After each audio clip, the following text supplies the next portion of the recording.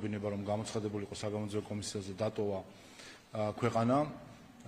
დღეს საგამოძიებო კომისიამ განიხილა ეს საკითხი და გადაავადა მისი გამოცხადება და მისცა შესაძლებლობა, რომ 2 ივლისს გამოცხადდეს საგამოძიებო კომისიის ხდომაზე. რაც შეეხება თავად საკითხს, ჩვენ ეს დღეები ვისმენთ მოსახლეობის ინფორმაციას იმასთან დაკავშირებით, თუ სინამდვილეში რასთან ჰქონდა საქმე ჩორჩანას შემთხვევაში. ის, რასაც გვემტკიცებდა გიორგი გახარია, რომ თითქოს და მისი გუნდი თითქოს მათ შეძლეს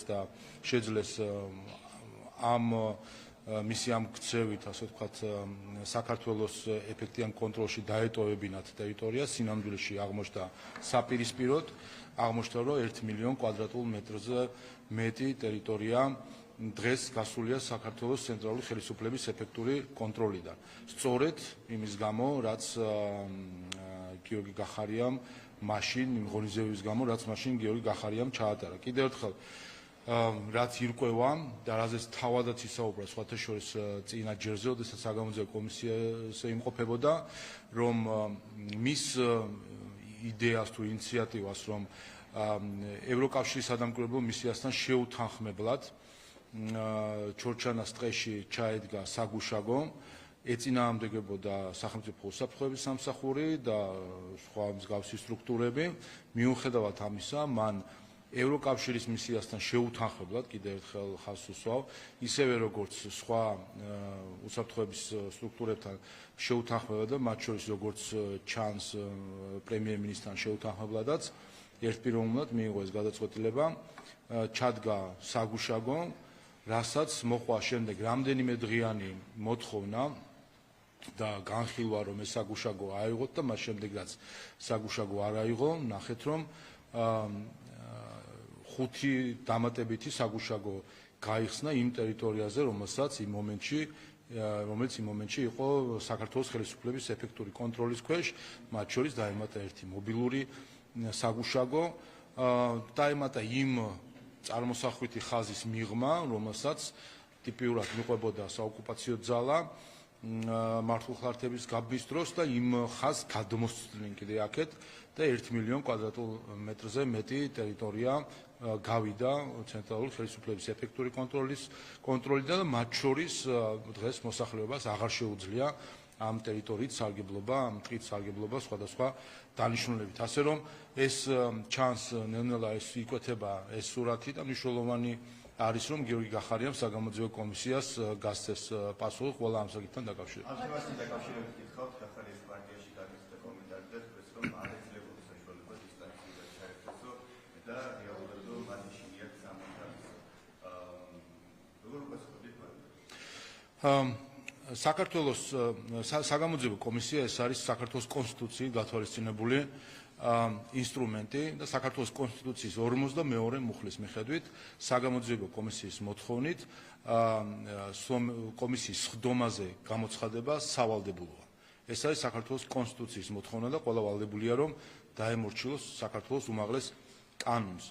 დღეს კომისიაზე იყო მსჯელობა, თუ რატომ არის მიზანშეწონილი, რომ ის პირადად გამოცხადეს კომისიაზე და ეს არ იყოს დისტანციური ჩართვის მეთოდით, ამიტომ ეს არის სრული უფლებამოსილება კომისიის, რომ მოითხოვოს პირის გამოცხადება კომისიის ხდომაზე. კიდევ ერთხელ ეს გახავს კონსტიტუციური ჩანაწერი და ვალდებულება თითოეული ადამიანის, რომ გამოცხადდეს საგამოძიებო კომისიის ხდომაზე. როგორც ჩანს, მას ბევრი არაფერი სათქმელი არ აქვს ამ საკითხთან დაკავშირებით, კიდევ ერთხელ თავადაც დაადასტურა წინა ჯერზე, რომ ის სახელმწიფო უსაფრთხოების სამსახურთან შეუთანხმებლად მოქმედებდა და რომ ეწინააღმდეგებოდა უსაფრთხოების სამსახური მის ამ გეგმას.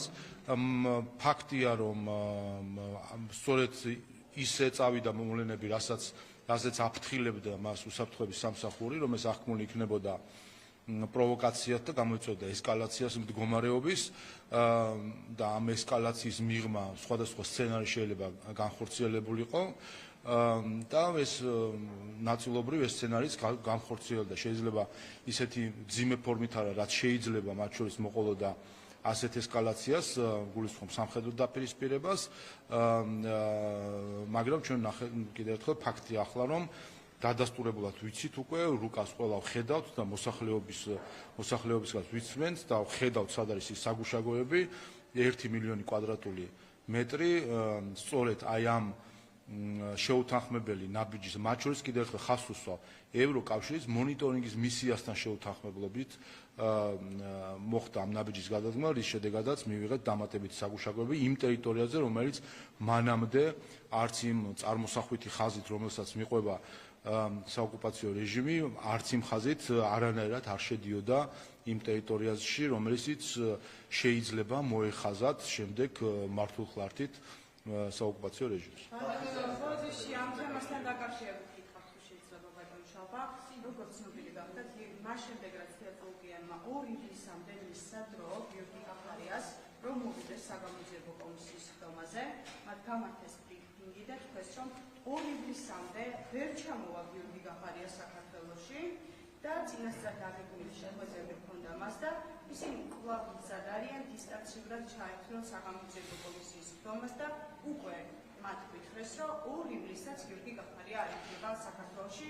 დღეს საგამოძიებო კომისიაზე კომისიის თავმჯდომარემ აღწერა მთლიანად ის პროცედურა, რაც იყო დაბარების პროცედურა, როდესაც ჯერ მისმა მშობელმა, შემდეგ მან თავად პირადად ჩაიბარა უწყება, რომ უნდა გამოცხადებული იყო საგამოძიებო კომისიას, მას არაფერი არ უთქვამს იმასთან დაკავშირებით, რომ ვერ შეძლებდა 23 ივნის მოსვლას და მხოლოდ მოგვიანებით შორიდან, ასე თქვა, შეგვატყობინეს, რომ არ იყო დატოვა მან ქვეყანა და 23-ში ვერ იქნება. კი ბატონო, დღეს კომისიამ იმსჯელა და მისცა კიდევ ერთი შესაძლებლობა, რომ ჩამოვიდეს და მოიხადოს თავისი როგორც მოქალაქის ვალდებულება. კიდევ ერთხელ მას არჩევანი აქვს. ერთხელ არის საქართველოს კონსტიტუცია, საქართველოს კონსტიტუციის 52 მუხლი, რომელიც აცხადებს, რომ დაბარების შემთხვევაში პირი ვალდებულია გამოცხადეს კომისიაში და მეორე მხრივ არის მისი პირადი გეგმები ქვეყნის გარეთ.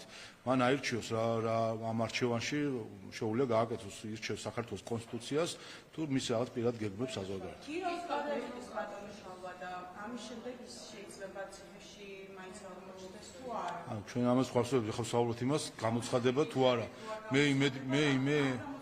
მე იმედი მაქვს, ნახოთ ჯერ 2 ივლისი წინ არის, მე იმედი მაქვს, რომ გამოცხადება. კიდევ ერთხელ მას არჩევანი აქვს ორი არჩევანი აქვს. ერთ მხარეს არის საქართველოს კონსტიტუციის 52 მუხლი და მისი ვალდებულება, როგორც ამ ქვეყნის მოქალაქის, მეორე მხარეს არის მისი პირადი გეგმების საზღვარგარეთ.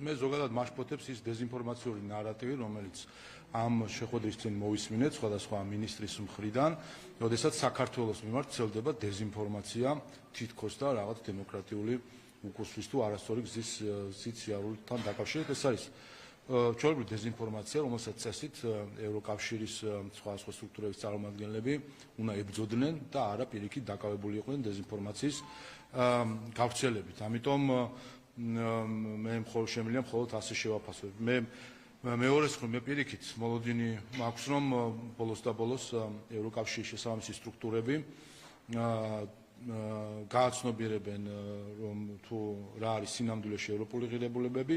დღეს ჩვენ ხედავთ, რომ სიძულვილი, ძალადობა, პროპაგანდა საქართველოში დაფინანსებული არის ევროკავშირის ბიუჯეტიდან მომდინარე წყაროებით. მე არაერთხელ მივმართე ევროკავშირის საელჩოს, რომ გამიჯნობდნენ მათ მიერ დაფინანსებული ადამიანების მხრიდან სიძულვილის კამპანიას, ძალადობას და პროპაგანდას, თუმცა ყველა აკვირდებით, რომ ბევრს საუბრობენ სხვადასხვა ელჩები ევროკავშირის ზოგიერთი ქვეყნის თუ თავად ევროკავშირის ელჩი, თუმცა დღემდე არც ერთხელ ხაზს უსვავ, არც ერთხელ ევროკავშირის ელჩს არც ერთხელ არ დაუგმია მის მიერ დაფინანსებული ადამიანების მხრიდან სიძულვილის გაღვივება, ძალადობა და პროპაგანდა. ამის უკან რა თქმა უნდა დგას მოტივაცია, რომ საკუთარი დუმილით და არ დაგმობით ამითი წაახალისოს სიძულვილის და პროპაგანდის კამპანია, რომელიც კიდევ ერთხელ დღეს ევროკავშირის ბიუჯეტიდან მომდინარე თანხებით ფინანსდება. ვიცით რა, რომ ამერიკის შეერთებულმა შტატებმა გაანალიზა ის მავნე პრაქტიკა, რომელიცაც USAID თუ სხვა ფონდები ეწეოდნენ, მათ შორის სიძულვილის, ძალადობის, პროპაგანდის დაფინანსების მხრივ, გააუქმა ყველა ეს დაფინანსება და მათ შორის ამხილა ამერიკის ბიუჯეტიდან დაფინანსებული ორგანიზაციები სიძულვილისა თუ პროპაგანდის კამპანიებში და დღეს ფაქტობრივად დარჩენილი არის მხოლოდ ევროკავშირიდან თუ წევრი ქვეყნებიდან მომდინარე თანხები, რომლითაც ზუსტადაც ეს სიძულვილი და პროპაგანდა ფინანსდება და კიდევ ერთხელ ვთხოვთ ყველას ყურადღება მიაქციოთ, რომ არც ერთ თავის გამოსვლაში ევროკავშირის ელჩს არ დაუგმია, არ გამიჯნია, არც კი გაუკრიტიკებია მის მიერ დაფინანსებული ადამიანების მხრიდან მომდინარე სიძულვილის კამპანია, ძალადობა და პროპაგანდა. რაც რა თქმა უნდა წარმოადგენს შესაბამისად სიძულვილის, ძალადობის და პროპაგანდის წახალისებას. ამიტომ მე მიკვირს, რომ დღეს ვხედავდით ევროკავშირის წევრი ქვეყნების მინისტრებს თუ კომისარს, რომელიც საქართველოსთან დაკავშირებით აკეთებენ კრიტიკულ განცხადებას, მაშინ, როდესაც თავად ევროკავშირის დაფინანსებით საქართველოში სიძულვილი, ძალადობა და პროპაგანდა არის წახალისებული.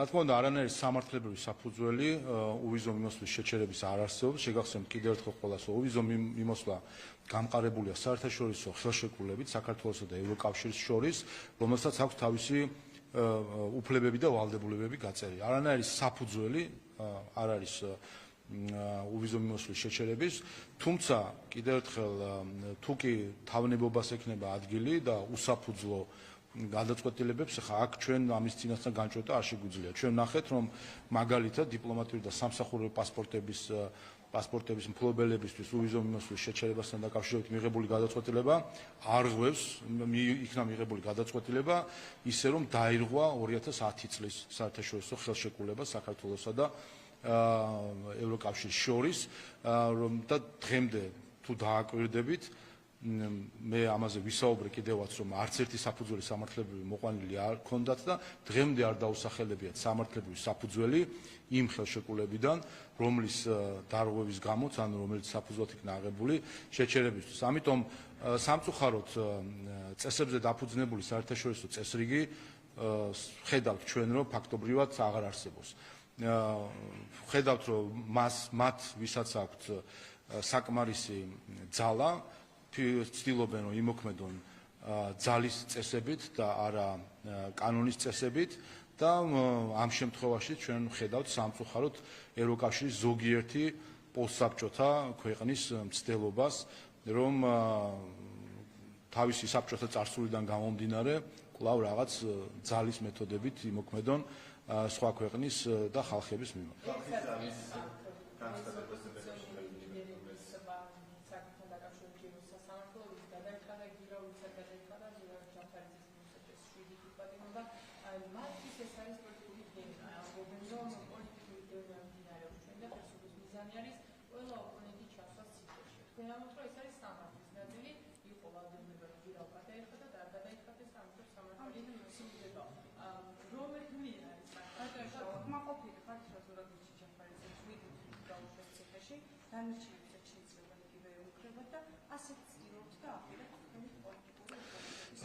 მე მოგახსენეთ კიდევაც, რომ კონსტიტუციის 52 მუხლში არის გაწერილი ვალდებულება საგამოძიებო კომისიის დაბარების შემთხვევაში კომისიაზე გამოცხადების ვალდებულება, ასე რომ ის ვინც არ ცხადდება საგამოძიებო კომისიის სხდომაზე არ ღვევს საქართველოს კონსტიტუციის 52 მუხლს.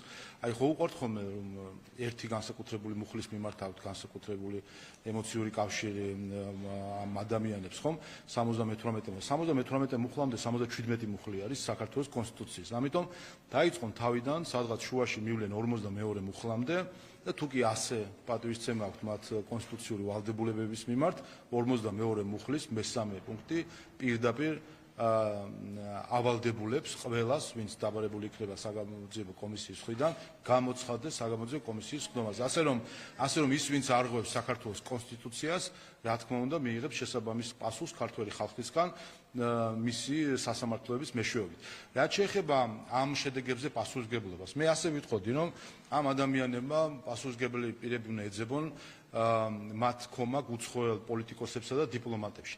აი ვინც იმ უცხოელმა პოლიტიკოსებმა თუ დიპლომატებმა, ვინც ეს ადამიანები წააქეზეს იმაზე, რომ არ აღიარონ პარლამენტი, დემოკრატიულ ინსტიტუტებს გამოუცხადონ ბრძოლა და ძირის გამოთხრა და აძლევენ ასე აკეზებენ და აგულიანებენ და თავის მხარდაჭერას წინასწარ უცხადებენ, აი ზუსტად ეს შედეგი დააყენეს ამ უცხოელმა პოლიტიკოსებმა და დიპლომატებმა, რომლებმაც შეაგულიანეს ოპოზიციის ეს წარმომადგენლები, რომ მიდით თქვენ არ დაემორჩილოთ კონსტიტუციას, არ დაემორჩილოთ კანონებს, ძირი გამოუთხარეთ ან არ აღიაროთ დემოკრატიული ინსტიტუტები, როგორიც არის ხალხის მიერ არჩეული პარლამენტი და მისი საგამოძიებო კომისია, მიდით და ჩვენ გვერდში დაგიდგებით. აი ასე ამთავრებენ ისინი, ვინც დადიან უცხოების ჭკუაზე, საბოლოო ჯამში ხედავთ, რომ ასე ვთქვათ, ისინი, ვინც აკეზებენ სხვებს დანაშაულზე, თავად მშვიდად არიან და ადამიანებს უწევთ შემდეგ უკვე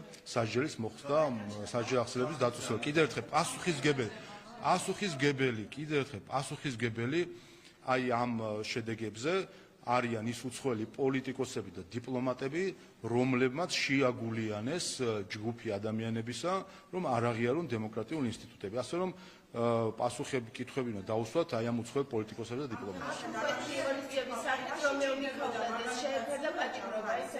ვინმე შეგულიანებას იმ არჩევნებში მონაწილეობდნენ და მათ დაინახეს რაც მოხდა არჩევნებში და მათი ესე ვთქვათ მტკიცებულებები და გამომდინარე გადაწყვიტეს რომ არ არის ლეგიტიმური ეს პარლამენტი მათთვის და არ მოდია ხო სხვისი შეგულიანება რა შეჭირდება ჯერ ერთი და მეორე განმეორებით ამ ადამიანების დაბარება საგამოძიებო კომისიის სხდომაზე აი რამდენად შეეცადება და განმეორებით არის დაბარებული მელიაგო არამე ის რომ ხალხის არჩევანს ეს ჯგუფი ნაციონალურ მოძრაობის ჯგუფი ხალხის არჩევანს არ აღიარებს, ეს ამაში ახალი არაფერი არ არის. მათ არ აღიარეს 2012-ში, არ აღიარეს 2016-ში, არ აღიარეს 2020-ში და არ აღიარეს 2024-ში. არ ყოფილა საპარლამენტო არჩევნები 2012-ით დაწყებული, რომელიც მათ აღიარეს. 2012-ში რამდენიმე დღე დაჭირდა და ამერიკის სენატორის დახურულ კარს მიღმა საუბარი სააკაშვილთან რომ ეღიარებინათ არჩევნები, 2016-ში რამდენიმე კვირა დაჭირდათ, 2020-ში ერთი წელი დაჭირდათ, 2024-შიც იგივე კინოს დაგმა შეეცადა ოპოზიციას და რა თქმა უნდა გადამწყვეტი მნიშვნელობა იყო რომ მათ ნახეს რომ უცხოეთიდან იღებდნენ ამის შეგულიანებას. შეგახსენებთ რომ 11 ნოემბერს იყვნენ ჩამოსული აქ რამდენიმე ევროკავშირის რამდენიმე წევრი ქვეყნის საგარეო კომიტეტების თავმჯდომარეები, თვალსაჩინო 7 თავმჯდომარე იყო ჩამოსული. გახსოვთ თქვენ მაშინ შვედეთის ხელისუფლების წარმომადგენელი გამოვიდა და ნახა რა ცარიელი რუსთაველი მოუწოდებდა შენ ხალხს რომ გამოდით გარეთ, გაიმეორეთ მაიდანი,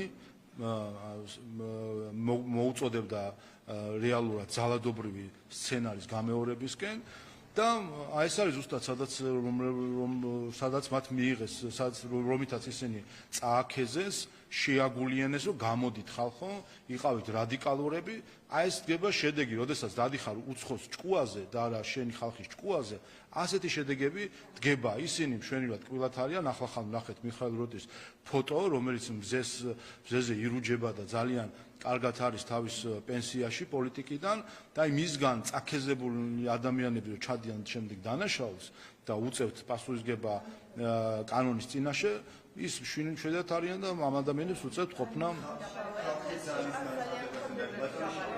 განვოთ, ანუ კითხვები არსებობს, კიდევ ერთხელ შანსი ეძლევათ, რომ საქართველოს კონსტიტუციის 42 მუხლის შესაბამისად იმოქმედო.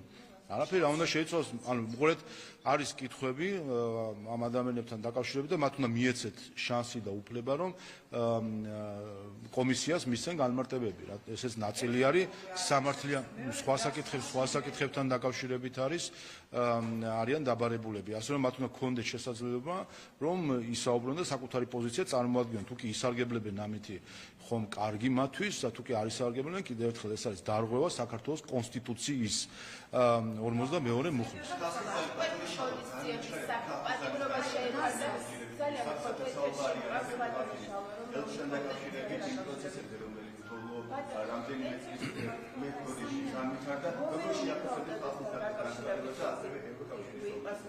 ზოგადად ევროკავშირის ელჩის განცხადებები შემაშფოთებელი არის ბოლო პერიოდში. მე კიდევ ერთხელ ხაზს უსვამ, მან მიუხედავად მრავალგზის მოწოდებისა, ის არც ერთხელ არ გაემიჯნა მის მიერ დაფინანსებული ადამიანების მხრიდან მომდინარე სიძულვილის კამპანიას, ძალადობას და პროპაგანდას, რაც ნიშნავს შესაბამისად მისი მხრიდან სიძულვილის, ძალადობის და პროპაგანდის წახალისებას. ამიტომ ეს რა თქმა უნდა შემაშფოთებელია და მათ შორის ამ ინტერვიუში იყო პასაჟები, რომელიც პირდაპირ ამაზე რძენი არის.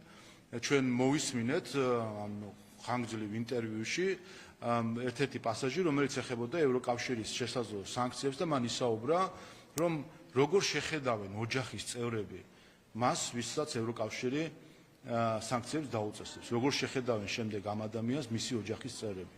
აი ამაზე ამაზრზენი განცხადება მე იშვიათად მომისმენია. ეს აჩვენებს ზუსტად იმ ღირებულებით კრიზისს, რომელიც სამწუხაროდ ბრიუსელში არსებობს. და აჩვენებს იმას, თუ რამდენად ამოტრიალებული წარმოდგენა აქვს ბატონ ელჩს ოჯახთან დაკავშირებით, რომ ფიქრობს, რომ შვილი მამას დაუპირისპირდება, თუ მამა შვილს თუ ასე შემდეგ. ეს წარმოუდგენია ბატონ ჰერჩინსკის. ესეთი წარმოდგენები ამას ჩვენ გვასწავლინეს სხვათა შორის რამდენიმე ათეული წლის წინ პავლიკ მოროზოვის მაგალითზე.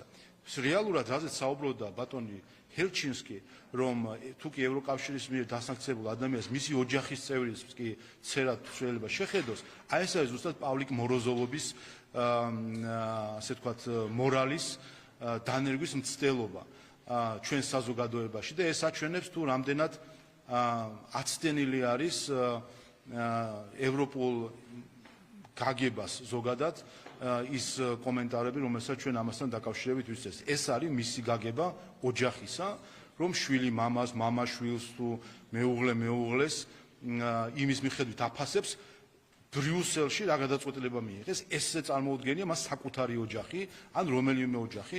ეს აჩვენებს, რომ ის რამდენიმე წელია უკვე საქართველოში არის და რამდენად თუ როგორ არ იცნობს ის საქართველოს. ღმერთმა შეარგოს ის ხაჭაპური, რომელიც მისი განცხადებით მას უფასოდ მისცეს, მაგრამ საქართველო ცოტა მეტია ვიდრე ხაჭაპური და ხინკალი. აი ეს უნდა გაარგიოს ყველამ და როდესაც ჩვენს ოჯახებზე, ქართულ ოჯახზე ასე წარმოდგენას აკვირდებს და პავლიკ მოროზოვების გამოზდას ფიქრობს საქართველოში, ეს რა თქმა უნდა ამაზრზენი არის ამგვარი განცხადების მოსმენა და აჩვენებს ერთ რამეს, რომ სინამდვილეში მას წამოწდა, რომ სანქციების მიზანი ეს კი არ არის რაღაცა სამართლებრივი ინსტრუმენტი, არამედ ეს თურმე ყოფილა სტიგმატიზების ინსტრუმენტი, რომ ადამიანს მიაკრა იარლიყი, რომელიც შემდეგ მისი ოჯახის წევრიც კი თვალშიც კი უნდა იყოს სტიგმატიზება და ეს სტიგმატიზებები ჩვენ ნანახი გვაქვს. გასულ საუკუნეში ნანახი გვაქვს. იარლიკების მიკრობა ნანახი გვაქვს, რას ნიშნავს და ამ მორალში, ამ ფილოსოფიით და ამგვარი მიდგომებით რომ საუბრობს დღეს ევროკავშირის ელჩი, კიდევ ერთხელ ეს არის ამაზრზენი.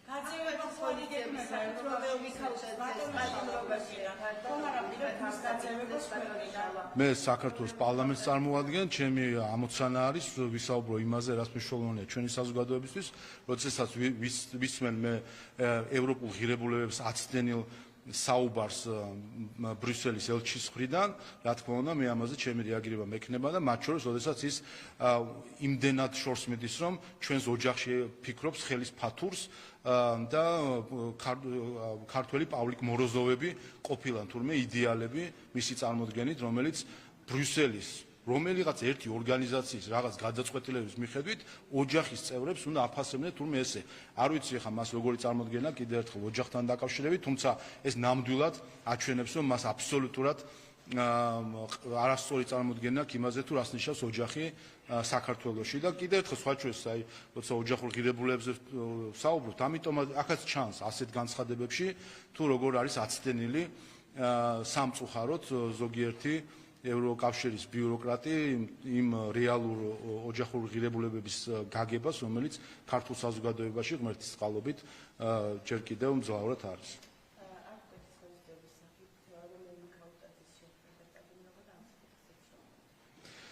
ხედავთ ჩვენ რომ მას შორის მოვისმენთ სახელმწიფო უსაფრთხოების სამსახურის განცხადება, პროკურატურა ჩართული არის, ეს არის ნაწილი იმ პოლიტიკისა, რომელიც გულისხმობს, რომ მნიშვნელოვანი არის, რომ არავის არ მიეცეს საშუალება საჯარო სახსრების და შესაძლებლობების უკანონო გამოყენებისა. პროცესი არის მართლმსაჯულების ნაწილი, ასე რომ ამ მხრივ ჩვენ მხოლოდ უნდა დავაკვირდეთ იმ ბრალდებებს, რომელიც არის და მართლმსაჯულების გადაწყვეტილებებს.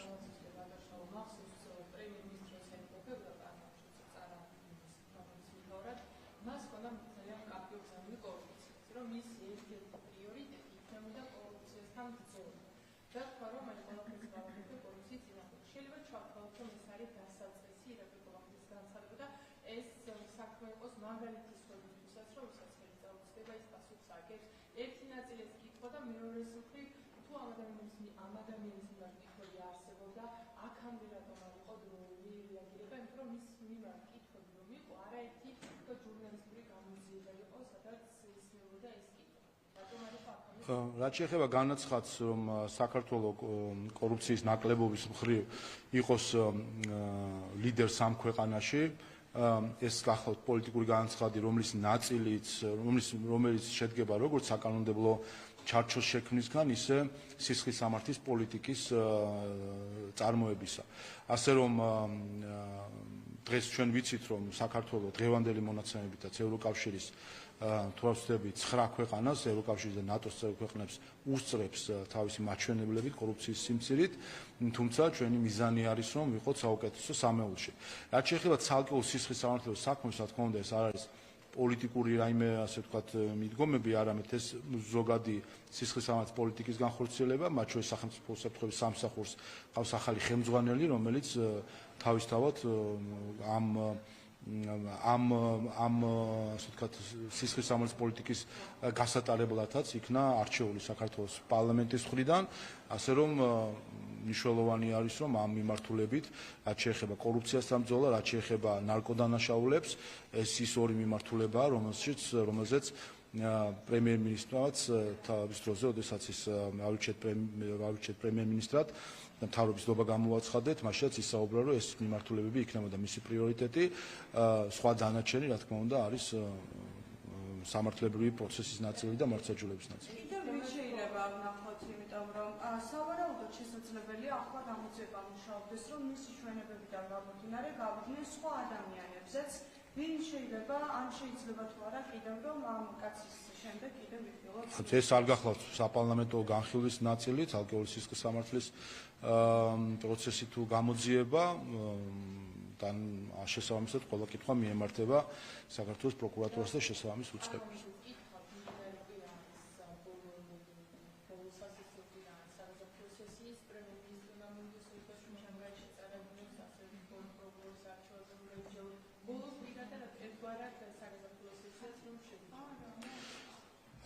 დიახ, მიმდინარე კვირას ჩვენ დავასრულებთ საგაზაფხულო სესიას. გვექნება მათ შორის მიმდინარე კვირას ორი ანგარიშის მოხდება, სახელმწიფო უსაფრთხოების სამსახურის ხელმძღვანელის ანგარიშის მოსმენა, ისევე როგორც პრემიერ-მინისტრის წლიური ანგარიში და ამ მხრივაც საინტერესო იქნება ჩვენი საზოგადოებისთვის. გარდა ამისა, არის ეს კანონპროექტები, რომელიც არის ნაწილი იმ პროცესისა, რომელიც ჩვენ წამოვიწყეთ, იმისთვის, რომ იყოს უფრო ეფექტიანი მმართველობა ერთი სხვი და ეფექტიანი მართლმსაჯულება. ასე რომ ამ პროცესს, რომელიც გულისხმობს არასწორი მიდგომების გამოსწორებას ქართულ კანონმდებლობაში, მიმდინარე კვირასაც გავაგრძელებთ და შესაბამისად დავასრულებთ საგაზაფხულო სესიას. წამება პოლიციის შენობაში ამ საკითხთან დაკავშირებით მინდა რომ ვკითხოთ, ვინაიდან არასამთავრობო ორგანიზაციების მათ შორის და ძალიან ბევრი მოწინე არსებობს იმასთან დაკავშირებით, რომ დანი ნაძალადევის პოლიციის სამმართველოში მერის დასუფთავების თანამშრომელი ალან კაკიტაშვილი სასტიკად ცემეს და ამების შედეგად მოხდა მისი გარდაცვალება. მოკვლა ამ დრომდე არ არის დაკავებული არც უფლებამოსილება შეჩერებიათ იმ პოლიციელებს და მაღალჩინოსნებს, რომლებიც ფრთხილველების და მოწმეების მიხედვით არიან ბრალდებულები და მათ დააშავეს, აწამეს ეს ადამიანის ცემეს და მიიყვანეს ციკლილამდე.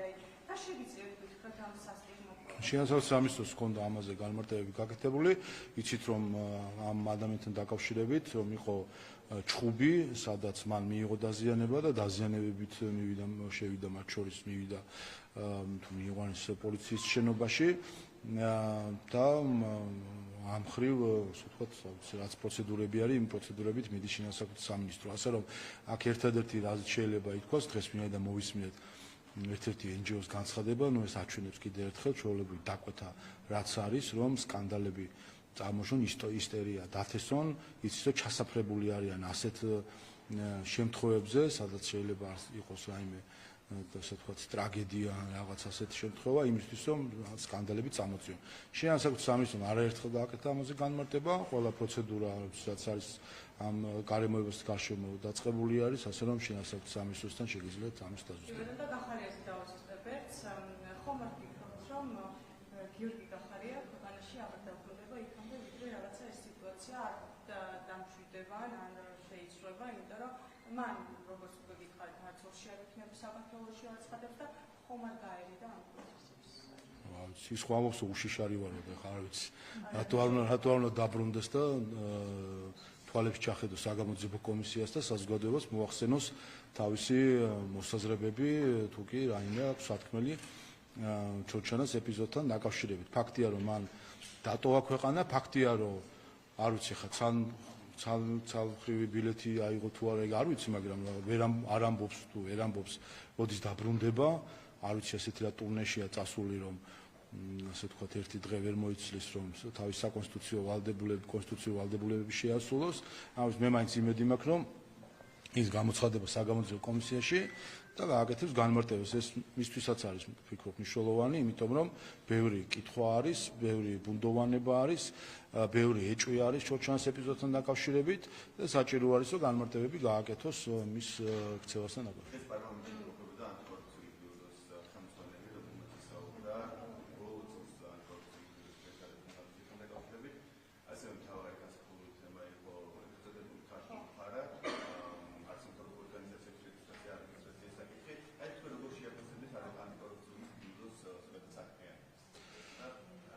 ვფიქრობ, რომ ეფექტიანად და აქტიურად დაიწყო თავის საქმიანობა ანტიკორუფციული ბიურომ ზოგადად და ქონდა მათ შორის დიდი ბევრი გამოწვევა გასულ წელს.